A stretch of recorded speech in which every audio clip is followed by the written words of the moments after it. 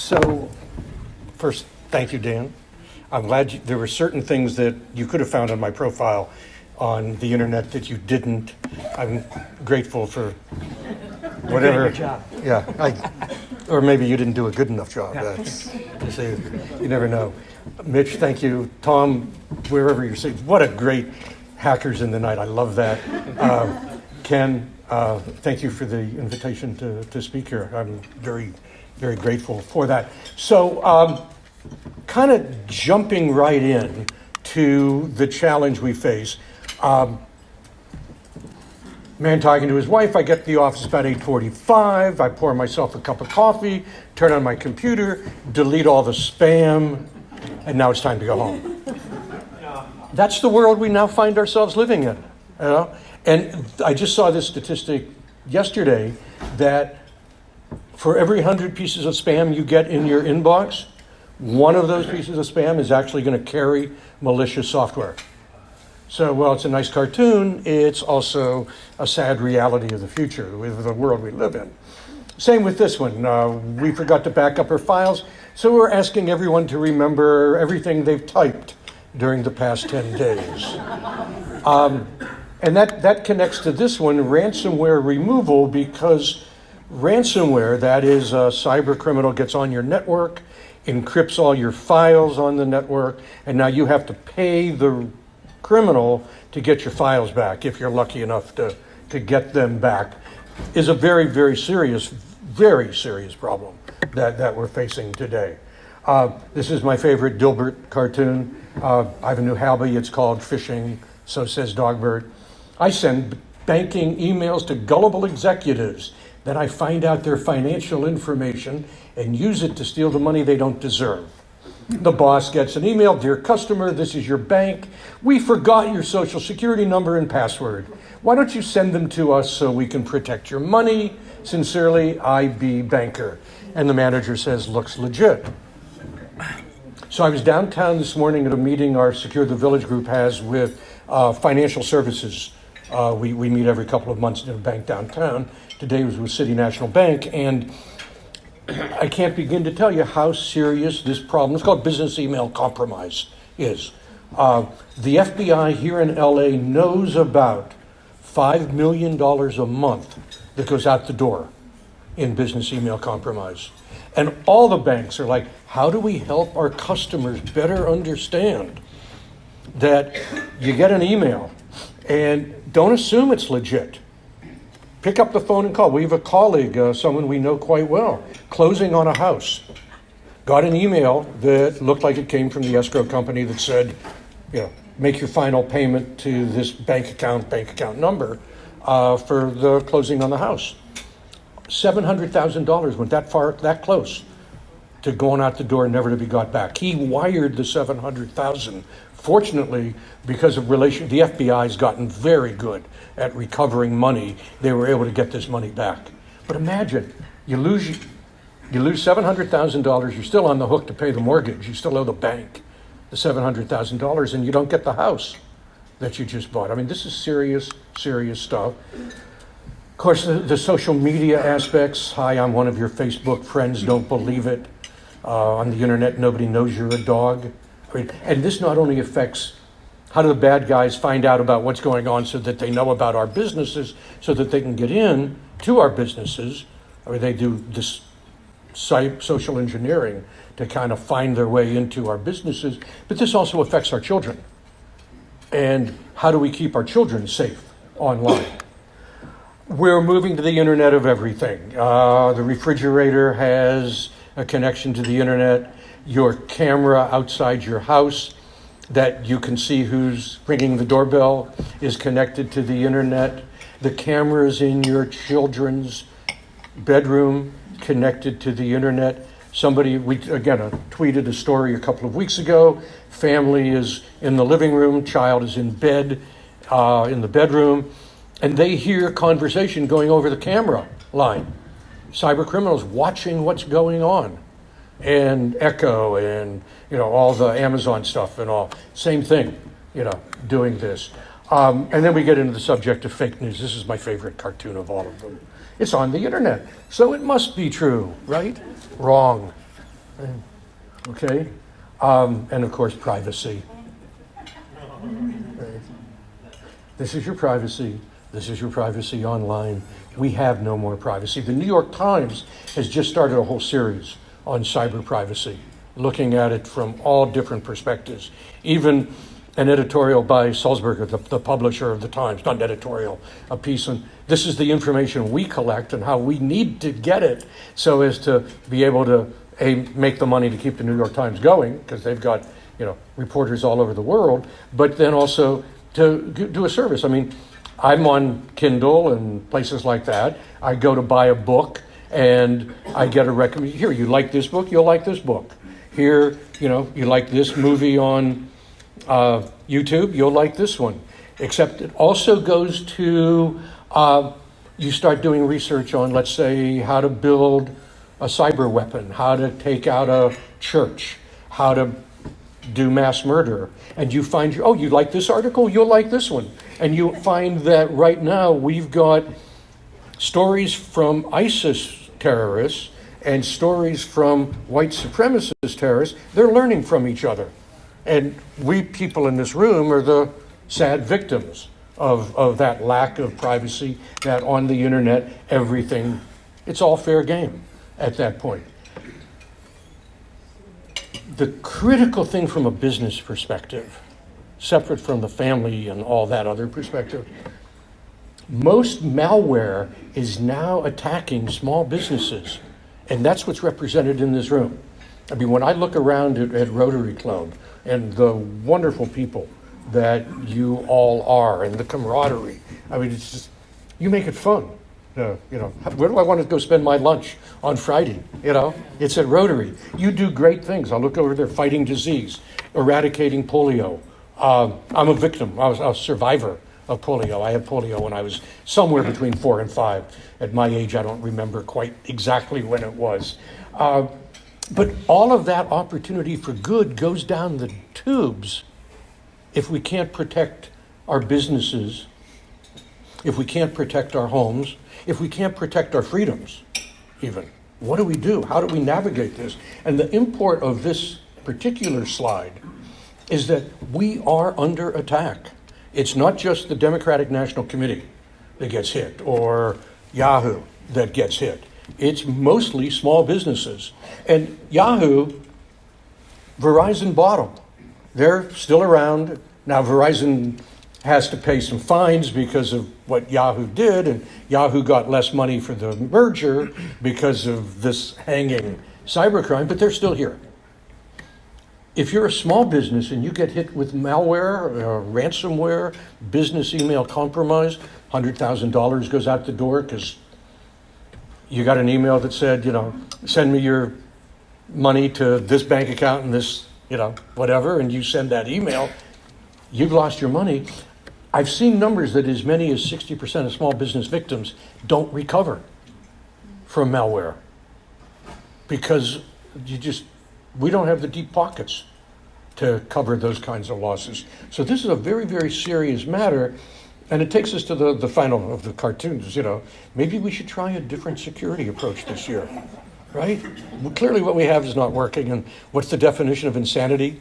Doing the same thing over and over and over again and expecting to get, a different result. No, we have got to change what we're doing.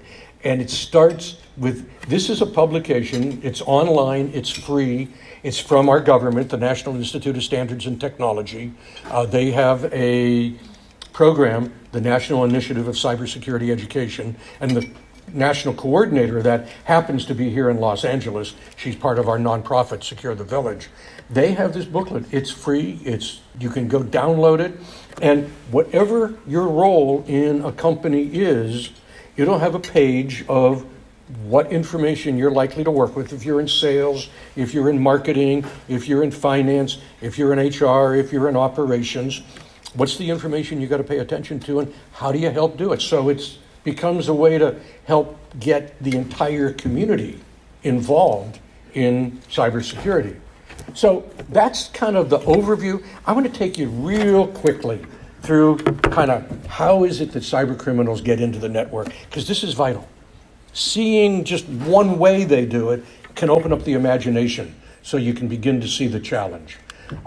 This is a email, facsimile, of course.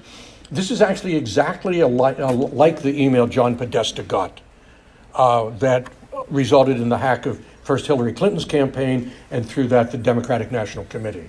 And it looks like it comes from Google. It is very authentic looking. Someone has your password. Click here, change your password. That's warning one. That's a danger sign. Never, ever, if you're not expecting an email and it's got links in it or attachments to it, assume it's bad. Assume it's fraudulent. You click that email, and here's what happens. You click the email, user clicks change password. The hacker now has a program that when you click that email starts to run.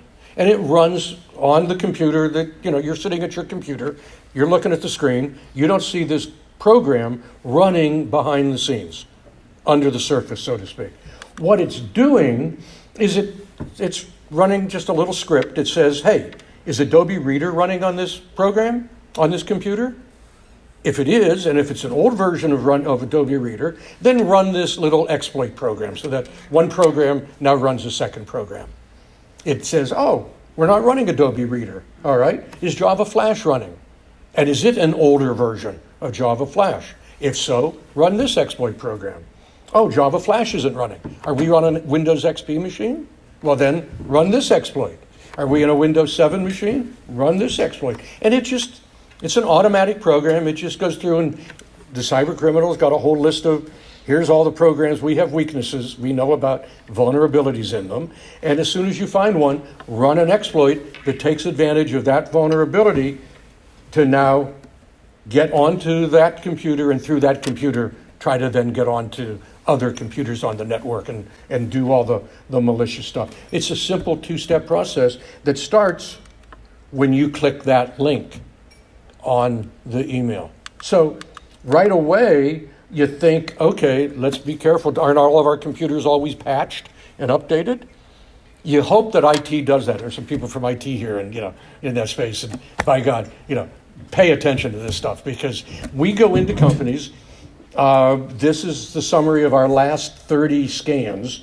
The average number of devices was 150. The average number of critical unpatched vulnerabilities that the cyber criminals got these exploits to run, was 270. Almost 2 critical vulnerabilities per device. And it only takes one to get in. And then you look at the bottom part of this. We have a whole set of standards that we look at when we go into a new client, or any client, a new prospect, a new client. How well are they managing the network? 5s are bad. 5s are like, Richter 10s, Richter 8s on an earthquake thing. 2s are good. This is not untypical at all of what we see. And part of the reason, this is not a hit at IT people. IT people have enough on their hands just to keep the network running. And historically, that's all they've been asked to do. And oftentimes, buyers, the people who hire the IT people, don't know that they need to be doing all this security as well. So there's a big disconnect in the knowledge base of what our businesses know, what IT knows, what they're expected to do, and all of that stuff. So bottom line of all of that, for everybody, if you're a user, 2 basic tactics. 1, be extremely cautious about clicking on links in emails, okay? And attachments as well. Very, very cautious. And aggressively keep your programs up to date. So how do we do that? Well, one way to do that, and Dan, you alluded to it with our Twitter feed. Our Twitter feed once a week gets summarized into a cybersecurity news of the week, typically 25, 30 stories. I curate it, and we publish it every Sunday afternoon. And it also has on it our weekend vulnerability and patch report. My business partner puts that together. We integrate them together into this weekly news report, so that if Adobe has come out with a new patch this week, you know about it. So you can go to Adobe and update your computer. If Windows, Tuesday was Patch Tuesday. So Microsoft sent out patches to update their programs this week. There are problems with that. Microsoft is working it. If you're running particular software, Sophos in particular, people had problems with this week's update. It's just part of the challenge we face. But Always keep your computers up to date. And as I say, that's a free service. We've been doing this News of the Week for 10 years now, that it gives us out. So that's it, but all right, good. Now you know those two things, and if you walk away from here with nothing else, do those two things. Be cautious, always, and keep your computers patched and updated. Beyond that, what is it to be a cyber guardian? And it's someone with the knowledge, the skills, the commitment ultimately needed to meet the cyber crisis. And so I've got 3 slides here, basically, things to do. At home, right? First, be vigilant. One of my favorite quotes is Benjamin Franklin: distrust and caution are the parents of security. Keep that in mind, distrust and caution. And Ben didn't know anything about email or social media or any of that, but distrust and caution. Second thing, know with whom you're communicating. That chart with, Little Red Riding Hood and the fox. On the internet, nobody knows you're a dog, okay?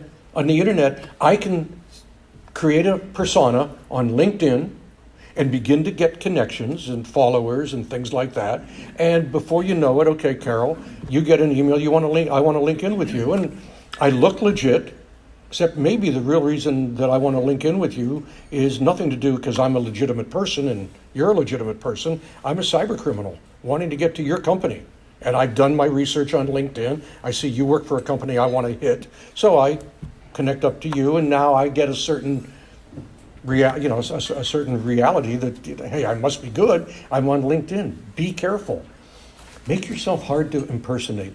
One of the challenges with the Yahoo breach, and we're still seeing it, people who have the same password on Yahoo or LinkedIn when it was breached, or Facebook when it's been breached, if you use those same passwords for your bank, the cyber criminals they're going to bankofamerica.com. They'll assume your user ID is your name at Gmail or your name at whatever. They'll try your password, and they'll just start flooding Bank of America and Wells Fargo and all the other banks to see if your password at Yahoo was your password at LinkedIn, was your password on the bank. And if it happens to be, they'll get access to your bank account, and now they own it, not you. So different passwords for different websites. Make them long. Our recommendation now is at least 12 characters. And I know that's how do you remember that? Well, get a password manager. There are several. The password to the password manager is truly the keys to the kingdom. Mine's 20 characters long, but it's only one I have to remember, really, because everything else is in my password manager. And how many of you know about what's called two-factor authentication or multi-factor authentication? That's where you go to log into your bank, and your bank says, okay, here's your user ID, I got your password. Now, maybe the bank will send you a text message with a number, and you've got to enter that number into your computer before the bank will let you on. Or maybe you look up Google has a program called Authenticator. Microsoft does as well. It'll have it'll give you a number, and that number changes, every 60 seconds. So now you enter that. Now, if the bad guy's got your password, it's like, so what, right? Unless he's also got that second factor, something different from something you have. Your password is what you have. This number, which changes every minute, unless the bad guy's got that, he can't access your account. Is it 100%? No. Going back to 2009, the MIT journal was already talking about how bad guys could get around it, but it's a level of security above just the user ID and password. Use it. Defend aggressively. That's always have antivirus, anti-malware on your computer, but also do patching and be very careful with the Internet of Things. It's just so dangerous. California has laws coming into effect that at least if you're selling video cameras and refrigerators and all here in California, there'll be requirements on it. But those aren't here yet. So, I would love to have a camera outside my house so I can see who's coming to the door, but I refuse to buy one because, I don't want to go through the security implications of making sure that it can't be hacked. That's more work than the camera's worth, if you will. And then be prepared. And that's on a couple of things. One, always make sure you've got backups. And those backups are off-site so that if your computer gets hit, the backups are safe and you can get them, right? Test them, make sure they're there. And then on the flip side, assume the worst. Assume somebody's going to try to open up credit in your name because they've got your social security number. Freeze your credit. The Equifaxes and all of the world don't want you to because their business is selling your information. And if you freeze your credit, they can't sell your information. But that's their problem. That's not our problem. Our problem is how do we keep ourselves safe? And to do that, freeze your credit. It's easy to do. It's free to do. It was free to do in California for a couple of years. Federal law now makes it free as well. And monitor your medical benefits. Because turns out that medical ID theft is worth more to the cyber criminal than credit card theft. So monitor your medical benefits. So that's at home. At work, if you're an executive at work, talk to me separate from this discussion. But if you work. So what do you do at work? I mean, what's your role there? This part of cybersecurity is everyone's job. First of all, your company should have a security awareness program. I was talking to EL earlier about RAND, and once a year, everybody has to take a course. That's coming to be standard practices. Participate in it. We were at a law firm and doing training. My partner, Kimberly, does that. And one of the partners said, what do I need to be in this for? Yeah. And she explained it, and it was, okay, I'm there. But 2 weeks later, one of the partners who didn't much care about cybersecurity became the victim of a $40,000 business email compromise. Take these courses. They're valuable. Keep this front of mind, distrust and caution. Your organization may have cybersecurity policies. They should. Don't try to go around them. They're there for a reason. Okay? I mean, oftentimes we will find marketing needs to get something out. Operations needs a new website. And they'll go off and just make it happen without ever thinking about the security implications. Wrong move. Always stay inside the policy. Be a leader at work. Okay? I mean, it's easy to get down on security because, frankly, it is a pain in the butt to have to remember what's my 12-character password and things like that.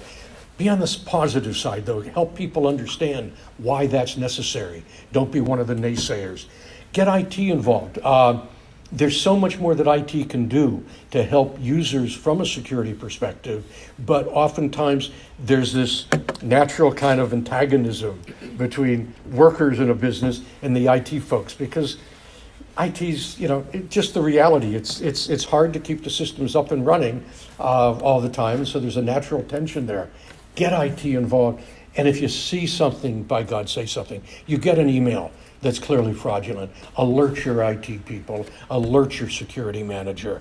I mean, that's part of it takes the village to secure the village. That's the idea behind Secure the Village. Everybody has a role to play. And in the community, same thing. Know what's going on. It hits the news now regularly with the Mueller report, what the Russians did in 2016, what we're already seeing them doing in running up to 2020, what our states are now doing as well to protect the vote in 2020. I'm expecting it's going to be very serious. 2020 is going to be crazy from a cybersecurity perspective, because on the one side there's going to be attacks, on the other side there's going to be people who are claiming attacks that aren't really attacks, the fake news issue on both sides here. I mean, it's like, my politics are clear, but independent of your politics, distrust and caution.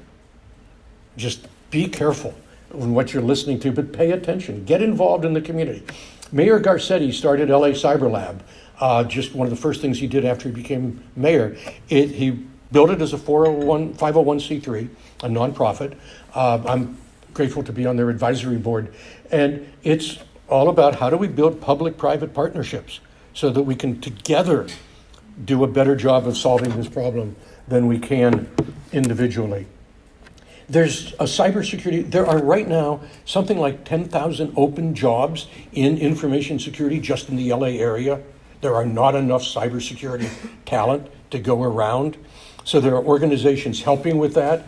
College of the Canyons is one of those. We're associated with them. There's an organization called California Cyber Hub. They just hosted a cyber competition for middle school and high school students around the state Turns out that major winners are here in the LA area. North Hollywood has one of the best cyber education teams, cyber training teams in the entire country. There are apprenticeship programs. If you need interns, if you're looking for apprentices, they're out there. Get involved. Get those. We need them into the workforce as well. If you're looking to make a career change, by God, what a great area it is, cybersecurity, because you're right in the thick of things. It looks the way things are going, it's lifetime employment, frankly. In my case, I don't have that far to go, but there are others of you who are younger that, there's a career here. And be a good cyber citizen. We need new laws and regulations. There's a story, and I won't go into the details here because it's just a matter of time. Woman got into a romance scam and basically became the conduit for the transfer of $700,000 of money from a business email compromise, to cyber criminals. We think we're in Nigeria, we're not sure. She was the conduit, and she got arrested. They had to arrest her on a law that says if you transfer money in California, you need a license to that. There was no law that said transferring money as part of a business email compromise is a felony. Law just doesn't exist yet. And forget Washington. I mean, we're a long ways from good laws from there. We need you to support that. We need you to encourage a strong national cyber defense. And everybody knows caveat emptor, caveat lectors, let the reader beware. It goes back to that earlier point. Don't believe everything you read. Know what's going on. So with that, how many of you saw the movie Dunkirk? Or the movie Their Darkest Hour? Okay. What saved the British Army in 1940 was the people. British Army, here they are, they're trapped in Dunkirk on the French coast. The Nazis are attacking them from the west, planes coming over, dropping bombs on them. The British Navy does not have enough ships to get all those soldiers, there's like 300,000, 400,000 of them, out of Dunkirk safely. Every owner of a boat on the English side of the channel got in their boats, crossed the channel, 25, 30 miles, whatever that is, picked up soldiers and brought them back. And we saved the Brits saved their army, which 4 years later went back to France at D-Day. I know that part of the story because on a major birthday of mine, I won't tell you which one, I said to my wife, I want to go walk the beaches of Normandy. And we did, my wife and I. And if you ever get that chance, do it. It's like so special. But it was the people. It was, Churchill mobilized the people to take action to save the army. That's the situation we are now in as a society. And part of, this is not World War II, and by God, I'm not Churchill, right? No illusions there. But the need is great, and the metaphor is apropos, that all of you, we the security community, we can't do this by ourselves. We need you watching your emails, not clicking on those links, keeping your things patched, doing all of these, making sure your IT vendors are doing their piece as well. And that's other stuff that SecureTheVillage is working on. So we need you to do this. I don't know if I have time for some questions. You'll tell me. 2 questions. Yeah. 2 questions. Okay, there's one, there's 2. I might go one here too. No. Go ahead. So in Europe, I think they've just enacted some very proactive rules that I don't know a whole lot about it, but it's basically individuals have to opt in. Mm-hmm. Whereas in the United States, it's clearly, people don't even understand what they're giving away. Yeah. And I think some of the things that are happening now are sort of waking people up. Mm-hmm. Yeah. The question becomes, well, there's a lot of corporate money behind big data. Mm-hmm. I think it feels like our economy is almost built on it. Yeah. Yeah. What do you think is going to happen So, in the United States? Yeah, what do I think is going to happen? It's happening in California as we speak. There's a new law, the California Consumer Privacy Act. It goes into effect in January, and it has a few things to it. One is you have the right, we as citizens have the right to go to an organization and ask them, what information do you have about me? And once they tell us that, we have the right to say, I want you to delete it. I want to be forgotten. And we have the right to opt out. They have to give us that right to opt out. And if you're under 16, there has to be a proactive opt-in. That's one piece of it. The other piece of it that I'm most excited about, frankly, is if you're a business, you get breached, innocent citizens are harmed as a result. Their information's been stolen, right?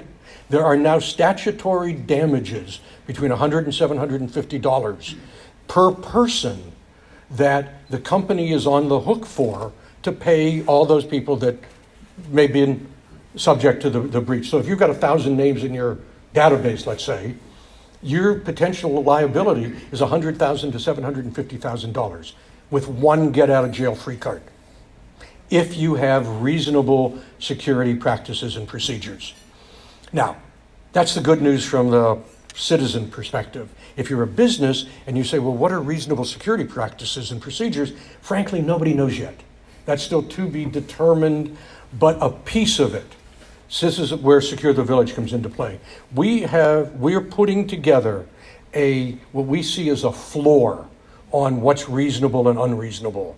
So, and we'll have this up on our website in the next week or two, I expect, that we're going to be part of the conversation. We are part of the conversation to help the Attorney General say, okay, if we don't know yet what reasonable is, it's going to depend. What's reasonable for AT&T is different from what's reasonable, let's say, for a small real estate office, just to make it up. But the point is that if you're not meeting these minimum level of security, prima facie, you do not have reasonable standards. And we'll have those documented on our Secure the Village website, as I say, in the next week or two. So that's a piece of it. I promised you the last question. I'll yield my time to Dan. Not him, but this guy. Thank you. Dan. Thank you. Oh, so you started and you're going to end. Oh, well, apparently so. Hey, God, am I lucky? Yeah. The question is there some sort of repository that's aggregating data on these hackers as they're sending these emails? Can you then forward that email without clicking on any links to some sort of Yes. analytics platform? That's a good, what can you get these emails, what can you do? So first of all, submitting it to your own company's IT folks is a piece of that, but that's rarely going to be enough. There are lots of places, in fact, that you can, there's, the FBI has a website that you can submit things to. LA Cyber Lab that I mentioned is aggregating these kinds of bad things, they're called indicators of compromise, and making them available in a data feed that is now somewhat available, but in June they expect it'll be completely available. So let's say, can you get one of these bad emails? You submit it to the Department of Homeland Security folks, and that'll all be a piece of it.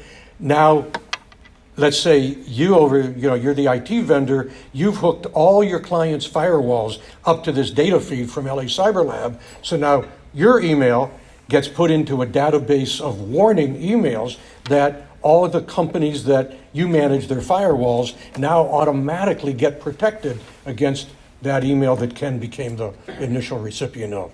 So there's a lot of that going on. That information sharing goes back to, goes back a long way, but Barack Obama in 2014 really changed the game on the whole information security, how information sharing world, how we do those things. So yeah, that's there now. It's only going to get better as we proceed.